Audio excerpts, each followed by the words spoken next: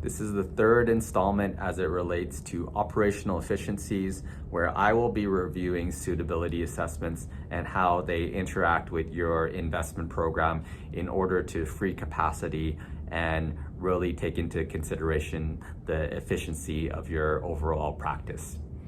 As it relates to the regulatory framework, we operate in a highly regulated industry, and the regulations are not going down, they are actually going up, creating a little bit more of a moat as time goes on for new entrants into the market. So for us, I can only talk a little bit about the regulatory regime that we operate under. As a investment counsel portfolio manager, we are registered as a portfolio manager, investment fund manager, and exempt market dealer with the Alberta Securities Commission as our primary regulator, and we have extra provincial registration in other provinces. So as it relates to your requirements in terms of a compliance perspective, and upon an audit, you will be expected to provide documentation and proof as to the investment decisions as it relates to specific clients.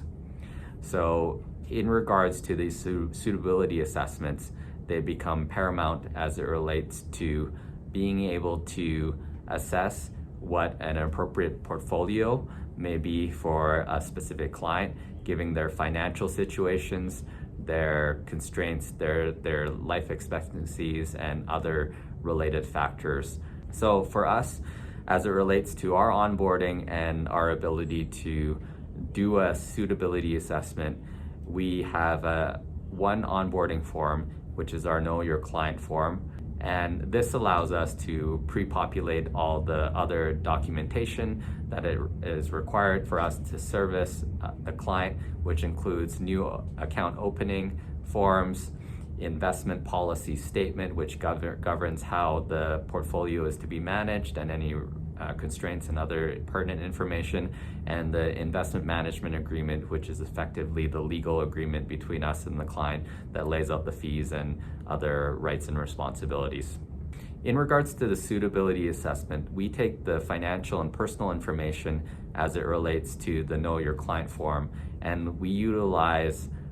13 factors to decide and weight them as it relates to the client's specific situation. This produces a weighted score where we have determined certain ranges that relate to our 5 model portfolios. So depending on the scenario of a client, dependence, if they are younger or older, if they have a certain level of income or net wealth, that all gets taken into account and tabulated into a weighted score that corresponds to 5 different ranges that map over to